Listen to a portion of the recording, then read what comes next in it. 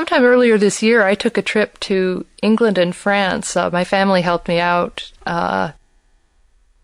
because I wanted to go see some friends in France, and I also had 3 people that I went to school with at Oxford.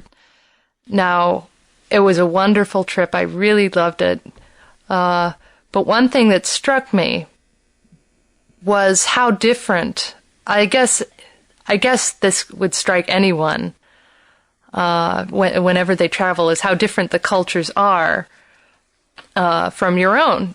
Not just how different they are, but how similar. But I suppose it's the differences that really stand out.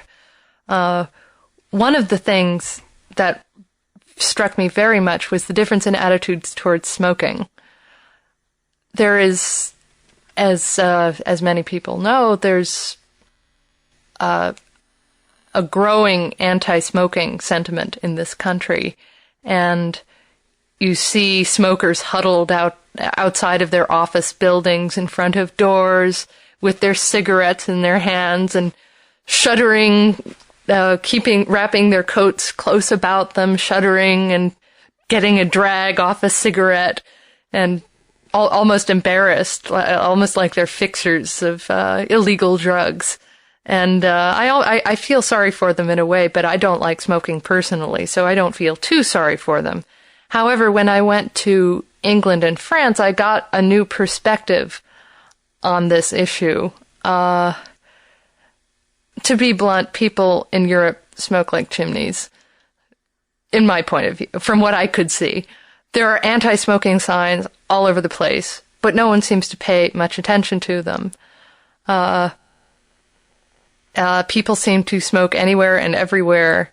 And even though there's anti-smoking campaigns, in fact, when I was in England, there was controversy that I heard several times over the radio about a member of the World Cup team, the World Cup soccer team, who smoked.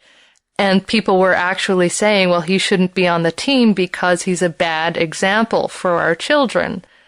Well, I think if they want to look at bad examples for their children with smoking, they should just go out on the street or go into the subways or look in the mirror, even, because so many of them are smoking in very inappropriate places. I went to a Chinese restaurant in London.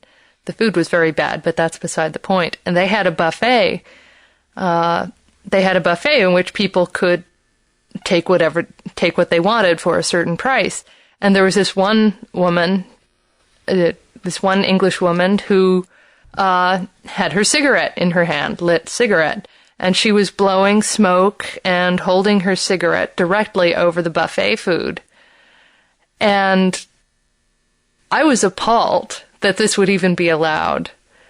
I thought, in America, this person would be kicked out at a moment's, would be kicked out immediately. And the other Americans at the table were really appalled too. And actually, when I talked to an English person later, they were pretty appalled too, and they said that's rude for even British standards. But it didn't just make me feel that the Europeans are bad, and it didn't just have a negative effect. It also had, conversely, a positive effect on my attitudes towards American smokers. There are a lot of American smokers who have attitudes, and they will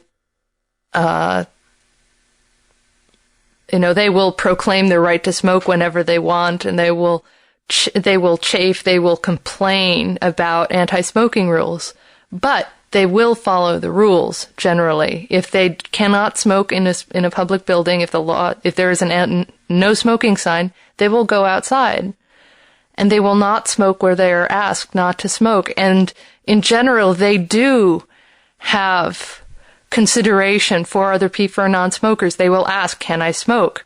Whereas it seems to me, at least in Europe, that people just smoked.